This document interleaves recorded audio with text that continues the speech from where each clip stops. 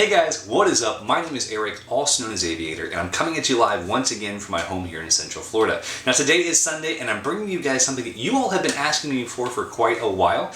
You might ask what it is. Well, it's the Epic Ultralight Adventures video series part number 2, and I'm really excited about it because this has been something that's kind of been coming together for a while. So I think you're going to enjoy the video. It's laid over some Battlefield Bad Company 2 gameplay. I'm sniping. I'm not the best sniper, but there are a couple pretty good clips in there that I think you'll enjoy. It has been edited quite a bit to make it fit for time, but hey, all the kills and deaths are in there, and that's what you guys like to see. So without further ado, I'll let you guys get into that. However, I guess there is further ado, but whatever. Tons of videos coming this week, guys. New Music Monday tomorrow, plus tons of paintball videos coming on White Boy 7th Street, Woody's Gamer Tag, FPS Russia, T Martin, Gassy Mexican, and Paintball Kitty's channels. Hopefully that'll all happen this week. The videos are done. I'm waiting for them to upload them, so it should be happening soon for you guys. Plus paintball outtakes on my channel as well. So super groovy stuff, and I hope you'll enjoy them. I'll talk to you guys after this video, and I'll see you soon. See you later. Peace.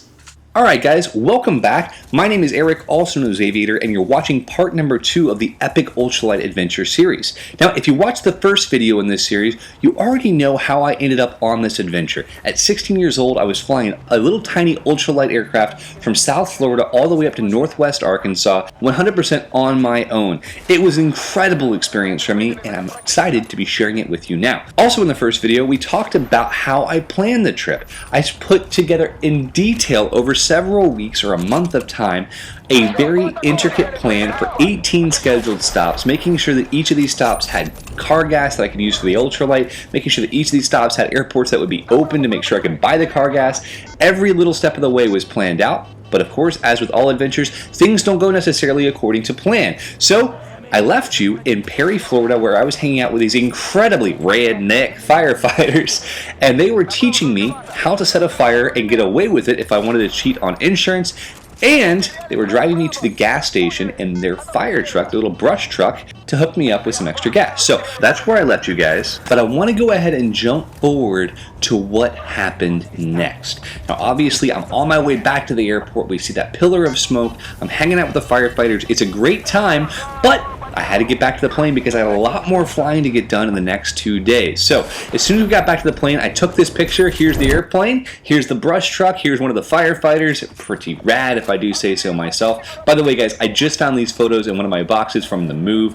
It's really kind of cool to be sharing them with you because they're ancient photos from an old disposable camera, and I don't know, I think it's kind of neat to share, stuff from the old days, because now as a professional photographer, my quality has changed a bit, but hopefully you guys like these old photos. So anyway, got back to the airplane, fueled it up, took this picture, and I took off heading north. Now, as I mentioned to you guys before, these runways were ridiculously long, so I literally didn't even go to the runway. I took off right from the taxiway and took off to the north. Now, flying north in Florida in September, in the kind of early morning light, is a bit of a struggle, simply because the haze was incredible. Now, I've flown a lot in my life, and I've never in my life experienced haze this bad. I don't know if you guys have ever heard of a gamer. He's named the Blind Spot. His name's Christian in real life. He's here on YouTube, actually. If you guys want to go check him out, I'll put a link to him in the description. But Blind Spot is a gamer who plays Black Ops and other Call of Duty games blind. Legally blind. He literally can't see out of the middle of his eye, so he has to use his peripheral vision to play the video game. So, kind of an interesting guy, first off, really a nice fellow, but I experienced what he experiences flying for the first time. I literally felt like I was blind. If you look at this next photo, you'll see I could barely see the wingtip. Between the glare on the windscreen and the incredible amount of haze, I was almost terrified. I mean, there's just this point where you have this kind of overwhelming sense of fear that you have no idea how to get out of this. So, in this little tiny ultralight airplane, I climbed up to 9,800 feet, as high as the plane would climb, basically. Just climbing and climbing and climbing and climbing, trying to break free of this haze layer. It didn't happen. It stayed hazy all the way to 9,800 feet. Now, after that, I thought to myself, well, maybe it'll be better down low, because at least I could see the ground, So I flew down to about 10, 15 feet off the ground, flying across these cattle fields and whatnot. And I flew almost 2 hours all the way up to Tallahassee, no further than 50 feet off the ground. Now, just outside of Tallahassee, I landed the next little airstrip. It's a tiny grass strip, and I was actually meeting an old friend from the homeschool circuit that I met years before for lunch. So she and her dad showed up, they got me gas, we had lunch, here's a picture, ta-da, and I took off again. Sadly, the haze hadn't lifted yet. Even though I'd taken the time for lunch, to get gas, to do everything else, it was still incredibly hazy. Now again, guys, this experience was almost like walking through a room with, I guess you could say, Vaseline rubbed over your eyes or something. Just this really nasty, murky kind of sensation that you can't see. Like, I don't know how to explain it to you quite well. I should probably ask Blind Spot to come in here and help me out. But I took off thinking to myself, well, maybe it will clear. And luckily, within an hour or so, it did. I continued flying west-northwest across the panhandle of Florida up into Alabama. Now, as the day drew longer, I guess I've been flying, gosh, almost all day. I think I left around 6:30 or 7 in the morning, and I flew till sunset. So between the stops and whatnot and lunch, I know it wasn't a full day of flying, but I covered almost 500 miles, which is a lot of flying in a little tiny ultralight, let me tell you. It's the most I'd ever done by far, at least alone. Because I've flown quite a bit with my family. My uncle flies, and we flew out to West Texas and whatnot, but that was an airplane that was a lot faster with a lot more instruments and, you know, a lot more ability to get through haze without fear. So this was a very, very long day of flying. My last stop in Florida, I took off from this little tiny dinky airstrip just west of Tallahassee, about 100 miles or so, I guess it was. Took off to this beautiful view. Look at this photo. These lakes were gorgeous. I was blown away by their beauty. It was really, really neat to experience it. And as you can see, getting close to sunset. Now, one of the reasons that this flight took a little bit longer than it had to was that at every airport you stop at, people walk up and talk to you because it's an airplane they don't recognize. It's an airplane that, you know, doesn't belong in their area. So at this last airport that I landed at, I had a great conversation with a guy who I eventually ended up selling an airplane for almost 2 years later. So kind of a crazy experience to meet someone like that. Really neat guy. Had a great conversation. So I got to tell you guys, if you've never hung out with an old pilot, make sure you make time to do that in your life. Seriously, old pilots are incredible. Through high school, many of my best friends were in their 70s. Now, I know that sounds a little bit lame, but let me tell you what. There's nothing better than someone in their 70s that loves what you love to help mentor you and coach you and guide you in life, because these guys have done it all. One of my favorite guys in the world growing up, his name was Jim Campbell, and Jim was 74 years old. He worked at the Waco aircraft factory up in Ohio, I think it was. Here's a Waco. Wacos are gorgeous. Actually, in my very first video, if you guys haven't seen it, my very first video on this YouTube channel, I'm sitting in front of a Waco from 1926. So go check that video out. There's an annotation on the screen. Ta-da! And you'll see, Wacos are literally amazing. So Jim worked at the Waco factory. He loved aviation. He lived in aviation his entire life, and he taught me everything he could.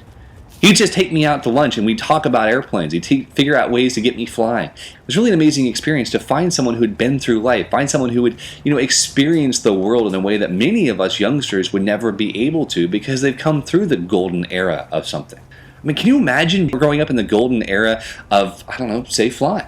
For me, I would love to have lived back in the 1920s and gone out and barnstormed and flown a Curtiss Ginny or whatever. I just think that is the ultimate beautiful time in life. Before the Depression, after the war, before the next war, you know, really a cool experience. So finding these old guys in my life that really helped me out was amazing. If you guys ever want to hang out with old pilots, go check out the EAA. They have chapters all over the country. I definitely encourage you guys to join up. I went to the EAA meetings every week for many years. I actually learned many things at those meetings. I learned how to weld, I learned about parliamentary procedure and how to run a business meeting, and a lot of just really helpful things. So check out the EAA. Hopefully there's a chapter in your area, and if you go, let me know. But jumping forward, it's now sunset. I'm crossing the border into Alabama. Now, crossing the border into Alabama is no big deal because the north of Florida and the south of Alabama look exactly the same. However, at sunset, there's a bit of an issue because I landed at a small airstrip and I tried to find a way into town. The nearest town was about 3 miles away, I think. There's no one at the airstrip. There's no payphones. My cell phone doesn't work. I'm almost out of gas. I've emptied the last little bit from my can into the airplane and took off right at dusk. Now, in the little tiny ultralights, they don't have lights like you and I might think on a big airplane. There are no landing lights. There are no navigation lights. You're legally allowed to fly 30 minutes after sunset and 30 minutes before sunrise. So I'm right at the edge of legality, flying the last 15 miles to the next airport. So I literally arrive. As I'm landing, it's still kind of light in the air, but as I come down and touch on the ground, it is pitch dark, and that was my first nighttime landing, so it was kind of an exciting experience. Anyway, I taxi in, pull up, again, no cell phone service, no one around, payphone doesn't work. Luckily, someone saw me land, and they drove out to the airport because they're nice folks. It's only a couple of miles into town, and they took me to a hotel. I ate a ton of Pizza Hut. I think I ordered 2 pizzas, and I had a great night. It was a good time. So, that was the end of part 2. In part 3, what I do is I fly all the way up to northwest Arkansas, and I actually cross one of the most incredible country I've ever seen in my entire life. Farmers' fields, the swamps, the beautiful people, the crazy people, the rednecks. It was awesome. I can't wait to share part 3 with you. If you like this video, leave me a comment. Let me know what your thoughts are.